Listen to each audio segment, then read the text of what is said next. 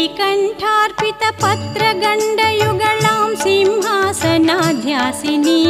लोकानुग्रहकारिणीं गुणवतीं लोलेक्षणां शङ्करीं पाकारिप्रमुखामरार्चितपदं मत्तेभकुम्भस्तनीं श्रीशैलभ्रमराम्बिकां Bhajman Sri Sharada सेवितां श्रीशैलभ्रमराम्बिकां Bhajman Sri Sharada सेविताम्